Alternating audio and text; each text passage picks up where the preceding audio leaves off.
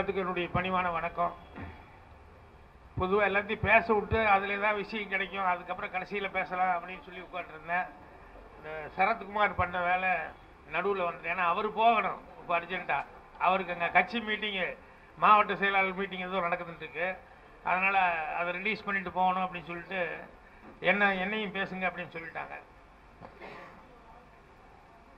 மரியாதைக்குரிய இயக்குனரும் தயாரிப்பாளருமான வெங்கடேஷ் அவர்களுக்கும், அவருக்கு பக்கபலமாக துணையாக இருக்கக்கூடிய வெளிநாட்டுக்காரர் கனடாக்காரர் பரராஜசிங்கம் அவர்களுக்கும், அவருடைய துணைவியார் அவர்களுக்கும், அதுக்கப்புறம் இவங்க 2 பேர்த்துக்கும் ரொம்ப பக்கபலமாக இருந்து, இன்னும் சொல்ல போனோம்னா இவங்க கஷ்டப்பட்டு எடுத்தது பிரச்சனை இல்லை, அவர் பணம் போட்டது பிரச்சனை இல்லை, ரிலீஸ் பண்ணுறது தான் மிகப்பெரிய ஒரு வேலை. அந்த ரிலீஸ் பண்ணுறது இப்போ தமிழ் படத்தில் பெரும்பாலும் எல்லாருக்குமே ஒரு சிக்கல் இருந்துட்டுருக்கு. அதை பெருந்தன்மையோடு இவங்களுக்கு உதவி பண்ணி படத்தை ரிலீஸ் பண்ணுறதுக்காக, உலகமெங்கும் ரிலீஸ் பண்ணுறதுக்கு மரியாதைக்குரிய நடிகரும் நண்பருமான தியாகராஜ் சார் அவர்கள் வந்து ஏற்றுக்கிட்டு நான் பண்ணி கொடுக்குறேன் அப்படின்னு சொல்லியிருக்காரு. அதனால் அவருக்கு ஸ்பெஷலாக ஒரு பாராட்டையும் வணக்கத்தையும் தெரிவிச்சுக்கிறேன்.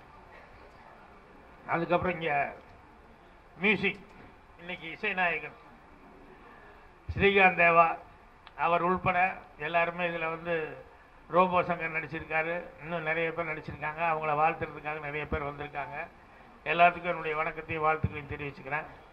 முதல்ல இடம் புதுசாக இருக்கேன்னு நினச்சேன். படத்தினுடைய டைட்டிலே புதுசாக இருந்தது, நேத்ரா அப்படின்ட்டு. அப்புறம் இடம் புதுசாக இருக்குது அப்படின்னா, அப்புறம் எனக்கு பிரசாத் இல்லைன்னு கூட்டம் வருமான ஒரு பயம் வேறு இருந்தது உள்ளூரை. அதுக்கப்புறம் பார்த்தா இல்லை அப்படின்னு சொல்லி ஃபுல் க்ரௌடாக வந்துருந்தாங்க. வர வர இந்த ஆடியன்ஸை விட இவங்க தான் அதிகமாக இருக்காங்க. இந்த வெப் சீரிஸு, இந்த சீரீஸ், அந்த சீரீஸ், டிவி விட இவங்க தான் அதிகமாக இருக்காங்க எல்லா இடத்துலையும். ஏன்னா அந்த அளவுக்கு அவங்களுக்கு வந்து டெய்லி நிகழ்ச்சிகள் தேவைப்படுது. அதனால் எல்லாத்துக்குமே என்னுடைய பணிவான வணக்கத்தை தெரிவிச்சுக்கிறேன். வெங்கடேஷ் அவர்கள் வந்து டைரக்டராக தான் நான் கேள்விப்பட்டுக்கிட்டு இருந்தேன். அதுக்கப்புறம் வந்து வெங்கடேஷ் அவர்கள் வந்து டைரக்டராக இல்லாமல் நடிகராக, இந்த நம்ம வசந்த பாலன் அவர்கள் தான் அவரை இன்ட்ரொடியூஸ் பண்ணார். ஏன்னா நான் ஒரு தப்பல்ல, கலைஞான சார் அப்படி தான். அவர் வெறும் தயாரிப்பாளராக மட்டும் இருந்துகிட்டு இருந்தார், ரைட்டராக இருந்துகிட்டு இருந்தார். நான் இது நம்மால் படத்தில் வந்து எனக்கு கிருஷ்ணகிரி வேஷத்துக்கு ஆள் கிடைக்கலன்னு சொன்னோடனே, அதுக்கப்புறம் அண்ணன் வாங்க நீங்கள் பண்ணுங்க அப்படின்னு சொல்லிட்டு அவரை கிருஷ்ணகிராக நடிக்க வச்சேன். அதுக்கப்புறம் இப்போ எல்லாத்திட்டையும் சொல்லிட்டு இருந்தேன், தம்பி நீங்கள் பண்ண வேலை எனக்கு ரொம்ப இடைஞ்சலாக போச்சுன்னு. என்னென்ன முன்னால் நான் பாட்டில் சரளமாக ஏறி பஸ் ஏறி எங்கே வேணால் போவேன், ஒரு ஆட்டோ ஏறுவேன். இப்போ யார் என்ன பார்த்தாலும் என்ன நீங்கள் ஆட்டோலையா அப்படின்னு சொல்லி அவரை வந்து என்ன ஆட்டோவில் போகிறதே என்ன நீங்கள் ஆட்டோலையான்னு சொல்லி கேட்குற அளவுக்கு ஆகிப்போச்சு அப்படின்னாங்க. அப்புறம் பின்னால் பார்த்தோம்னா அதுக்கப்புறம் அவர்கிட்ட கிருஷ்ணய்யர் அப்படிங்கிறதுனால அவருடைய சர்வீஸு அது இதெல்லாம் கணக்கு அதெல்லாம் வச்சுக்கிட்டு நிறைய டிவிகளில் பேட்டி அது இதுன்னு எடுக்க ஆரம்பிச்சிட்டாங்க.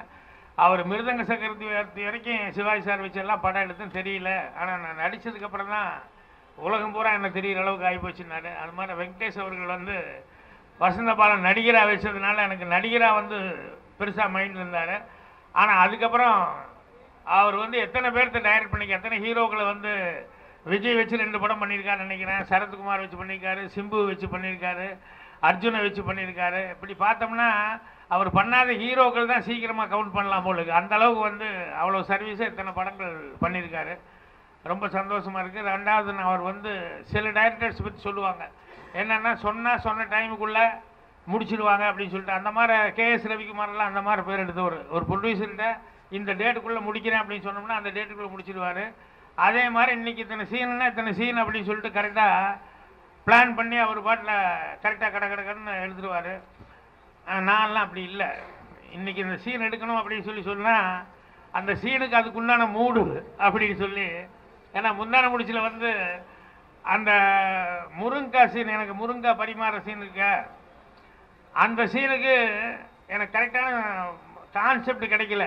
இன்றைக்கி பண்ணிடலாம் அப்படின்னாங்க, முருங்கீரை, முருங்குழம்பு, அது இது அவையில் எல்லாம் பண்ணி வச்சுருவாங்க. எடுக்கலாம் அப்படின்னு நினைக்கிறவன் இல்லையே இன்றைக்கி வேண்டாம் நாளைக்கு எடுத்துக்கலாம் அப்படின்ட்டுருவேன்.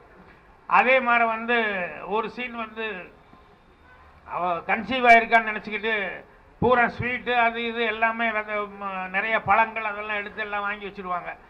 அந்த சீன் அதே மாதிரி அன்றைக்கி எடுக்கலாங்கும் போது இன்னும் எனக்கு மைண்டுக்கு செட் ஆகலை, அதனால் விட்டுருங்க அப்படின்னா எல்லாம் ஸ்வீட் அசிஸ்டண்ட் முதல்ல அவங்க தான் கை வைப்பாங்க. எல்லோரும் வச்சு ஆனந்தமாக சாப்பிடுவாங்க. அதுக்கப்புறம் எனக்கு கரெக்டாக அந்த சீன் மைண்டில் செட் ஆகும்போது தான் என்னால் எடுக்க முடியும். அதனால் ஒவ்வொருத்தருக்கும் ஒவ்வொரு டைப்பு.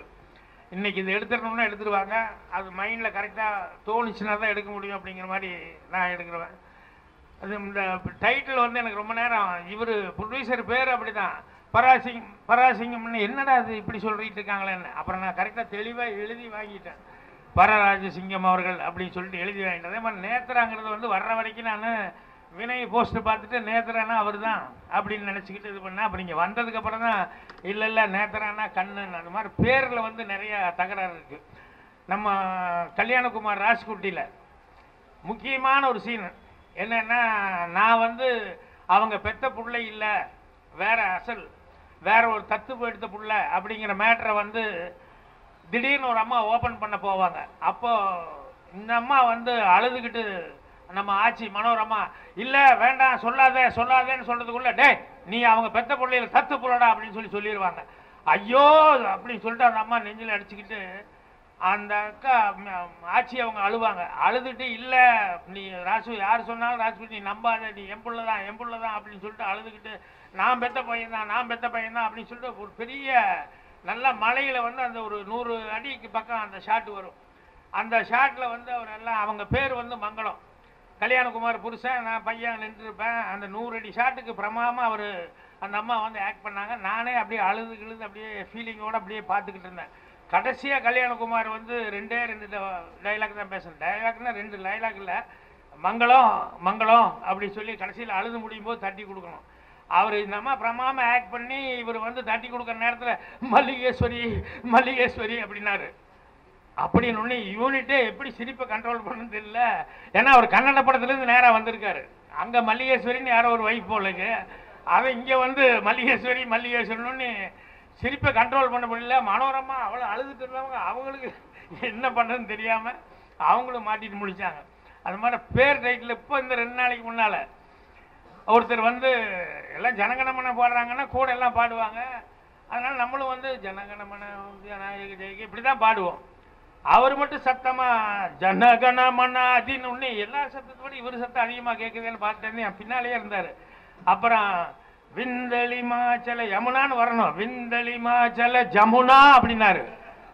அடாடா அப்படின்னு சொல்லிட்டு அப்படியே என்ன பண்ணணும்னு தெரியாமல் அப்புறம் எனக்கு டவுட் வந்தது, விந்தலி மாச்ச யமுனாவா ஜமுனாவா அப்படின்னு சொல்லிட்டு.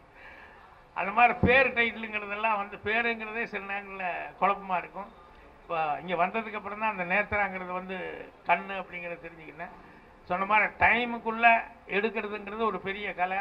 அதே மாதிரி அவர் வந்து அவரே இந்த படத்தில் ஸ்கிரிப்ட் நான் வந்து வித்தியாசமாக பண்ணியிருக்கேங்கிறாரு. ஏன்னா ஃபாரினில் எடுத்து அவ்வளோ கஷ்டப்பட்டு ஃபாரினில் எடுத்து அதை வந்து தியாகராஜன் அவர்கள் வந்து மற்றவங்கெல்லாம் அது பிஸ்னஸ் பண்ணுறதுங்கிறது கொஞ்சம் இன்றைக்கி இருக்கிற சூழ்நிலை எல்லாருமே அவர் ஒரு லிஸ்ட்டு சொன்னாங்கன்னா ஒரு 10-20 படங்கள் இருக்கும். எனக்கு தெரிஞ்சு இந்த 100% லவ் இதெல்லாம் வந்து ரீமேக் படம், தெலுங்கில் வந்து ப்ரூவ் ஆன படம். ஸோ அது உடனே பிஸ்னஸ் ஆகிரும் அப்படின்னு நினச்சிக்கிட்டு அவர் வந்து பண்ணது. சக்ஸஸ்ஃபுல் படங்கள் வந்து அதை ரீமேக் பண்ணும்போது கூட கொஞ்சம் ப்ராப்ளம் இருக்குது. அந்த மாதிரி ஒரு சூழ்நிலை. இப்போ தியாகராஜன் அவர்கள் வந்து தைரியமாக February 8 அப்படின்னு சொல்லி துணிச்சலாக 8 தானே 8ன்னு சொல்லி துணிச்சலாக வந்து அவரே ரிலீஸ் பண்ணேன்னு சொல்லியிருக்காரு. கண்டிப்பாக வெங்கடேஷ் அவர்கள் வந்து ஹார்ட் ஒர்க் பண்ணியிருப்பார். அதனால் படம் கண்டிப்பாக சக்ஸஸ் ஆகும். அவருக்கு என்னுடைய அட்வான்ஸ் வாழ்த்துக்களை வந்து தெரிவிச்சுக்கிறேன். அதே மாதிரி வாழ்த்து வந்தவங்க எல்லாருமே அவர் படத்தில் நடித்தவங்க, அவர் கூட வந்து ஒர்க் பண்ணவங்க, ரைட்டர்ஸ் வந்து நம்ம பட்டுக்கோட்டை பிரபாகர், சுபா இவங்க எல்லாமே வந்து நிறைய பேர்த்து கூட அவர் பார்ட்டிசிபேட் பண்ணி நிறைய அனுபவங்களை கற்றுருக்காரு. அதனால் எல்லாருமே வாழ்த்து வந்திருக்காங்க. எல்லாத்தையும் என்னுடைய வணக்கம், குடியரசு வாழ்த்துக்களையும் தெரிவிச்சுக்கிறேன். நன்றி, வணக்கம். ஸ்கூலில் ஒரு மாதிரியாக இருக்கும். ஏன்னா இவ்வளோ நேரம் பொறுமையை சோதிச்சுட்டு இருந்தாங்க.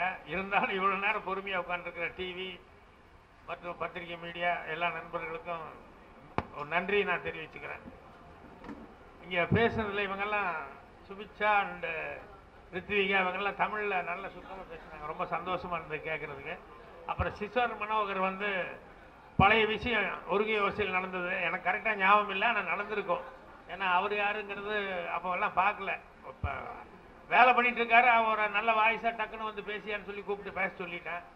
அவர் சொன்னதுக்கப்புறம் எனக்கு ஒரு ஃப்ளாஷ்பேக் ஞாபகம் வந்துருச்சு. என்னென்னா 16 வயதில் முடிஞ்சதுக்கப்புறம் அடுத்த படம் வேலைக்காக உட்காந்துருந்தோம். ஒரு ஹோட்டலில் பாம்குரோன்னு நினைக்கிறேன். ரூம் போட்டு இளையராஜா கம்போஸ் பண்ணிட்டு இருக்காரு. எங்கள் டைரக்டர் உட்காந்துருந்தாரு, அசிஸ்டண்ட் நான் உட்காந்துருந்தேன். அப்போது ஒரு நல்ல சில்க் ஜிப்பா, ஒரு சில்க் வேஷ்டி, அதுவும் சில்க் ஜிப்பாவும் ஒரு கலரில் போட்டுக்கிட்டு ஒரு ஆள் சேரில் உட்காந்துருந்தாரு. அவர் வந்து எங்கள் டைரக்டர்கிட்ட வந்து ரொம்ப அப்ரிஷியேட் பண்ணி, நான் யார் சார் என்னன்னு சொல்லி கேட்டேன். இளையராஜா ஃப்ரெண்ட் பிக் ஷாட் அப்படின்னாரு. சரிங்க அப்படின்னேன். அவர் வந்து டைரக்டர்கிட்ட சொல்லிட்டு இருந்தார், 9 படத்துக்கு வைக்க வேண்டிய முக்கியமான பஞ்சஸ், முக்கியமான இதெல்லாம் வந்து ஒரே படத்தில் வச்சுருக்கீங்க, really hats up to you அப்படி இப்படின்னு எல்லாம் பேசிக்கிட்டே இருந்தார். அவர் பேச பேச நான் அவரையே பார்த்துக்கிட்டு இருந்தேன். இவர் ஒரு நல்ல கேரக்டர் பண்ணலாமே, இவர் ஒரு டைப் வித்தியாசமான ஒரு ஃபேஸாக இருக்குது, இவரெல்லாம் பண்ணால் ரொம்ப நல்லா இருக்குமே அப்படின்னு நான் நினச்சிக்கிட்டேன். கடைசியில் பார்த்தா நான் அப்போ அசிஸ்டண்ட். அப்போ நான் நினச்சிக்கிட்டேன் நான் டைரக்டர் ஆகிறதுக்குள்ளே அவர் நடிகர் ஆகிட்டார். நம்ம தியாகராஜன் அவர்கள் தான் அது. அவருக்கு ஞாபகம் இருக்கோ இல்லையோ, எனக்கு இன்னும் பசுமையாக முதல் முறையாக அவரை சந்தித்தது இன்னும் நல்லா ஞாபகம் இருக்குது. இந்த சிசன் மனோகர் பேசும்போது நான் தியாகராஜன் பார்க்கும்போதெல்லாம் எனக்கு அது ஞாபகம் வரும். இன்னும் இல்லை, எல்லாம் இந்த ஆடியோ ரிலீஸ் அப்படின்னு சொல்லி சொன்னோம்னா அது முடிஞ்சால் எல்லாருமே பேக்கப் பண்ணிடுவாங்க. அதனால் இவர் சரத்குமார் நான் போகணும் அப்படின்னு சொல்லும்போது வெங்கடேஷ் சார் வேறு முழிக்கிறாரு, என்னடா இது ஆடியோ ரிலீஸ் பண்ணிட்டு எல்லாம் போயிடுவாங்களே அப்படின்னு சொன்னோடனே டக்குன்னு இல்லை பாக்யராஜ் சார் வந்து கடைசியில் ஒரு முக்கியமான பரபரப்பாக ஒன்று அப்படின்னு சொல்லி என்ன பரபரப்பாக மாட்டி விட்டு அவர் போயிட்டாரு. அதனால் அது நல்லது தான் ஒரு விதத்தில். ஏன்னா முதலே போயிருந்தானே எல்லாரும் ஒரே நேரத்தில் போயிருந்தான்னு வைங்க, அங்கேயும் கொஞ்சம் பெரிய தகராறாக இருக்கும். இப்போ எல்லாம் பாதிக்கு மேலே முடிச்சுட்டாங்கன்னு நினைக்கிறேன். கொஞ்சம் பேர் தான் இருக்காங்க. நீங்கள் போகும்போது கொஞ்சம் ஃப்ரீயாக இருக்கும்னு நினைக்கிறேன். ஃப்ரீயாக இருக்கு, ஆனால் எல்லா ஐட்டம் இருக்குமாங்கிறது கொஞ்சம் சின்ன சந்தேகம் தான். அதனால் அது யாராவது சொன்னாங்கன்னா அதில் மனசில் வாங்கிக்காங்க. அது இல்லை அப்படின்னு நினச்சிக்கோங்க. ஏப்பா அது இருந்தது இது இருந்தது அது இருந்ததுன்னு கேட்க நமக்கு அட அப்படின்னு அப்போ தான் எங்கள் மேலே எல்லாம் கோபம் வரும். இதை முதலே விட்டு தொலைச்சிருக்கலாமல்ல அப்படின்னு. அது இந்த பொண்ணு மேலே தான் ரொம்ப கோபம் வரும். ஏன்னா நானும் பாட்டு கேட்குறேன், கூப்பிட்டுக்கிட்டே இருக்குது லைனா, ஒவ்வொருத்தரையும் ஒரு ஆள் பாக்கி விடாமல் கடைசியில் யாராவது அங்கே வர்ற மாதிரி இருந்தால் கூட கொஞ்சம் இருங்கன்னு சொல்லிட்டு அவங்களையும் கூப்பிட்டு அப்படியே உட்காருங்க அப்படின்னு சொல்லி பேசுங்கன்னு சொல்லும் போல. அதனால் கொஞ்சம் அந்த இதுக்காக சாடி சொல்லிக்கிறேன். இவ்வளோ நேரம் எல்லாம் உட்கார வச்சிருக்கு. இப்போ ஒரே ஒரு ஆள் தான், அவர் வந்து நன்றி தான் சொல்ல போகிறாரு, தியாகு அவர்கள். ஓகே, நன்றி, வணக்கம். இந்த வீடியோ உங்களுக்கு பிடிச்சிருந்தா ப்ளீஸ் லைக் அண்ட் ஷேர் பண்ணுங்க. மறக்காம எங்க சேனலை சப்ஸ்கிரைபும் பண்ணுங்க.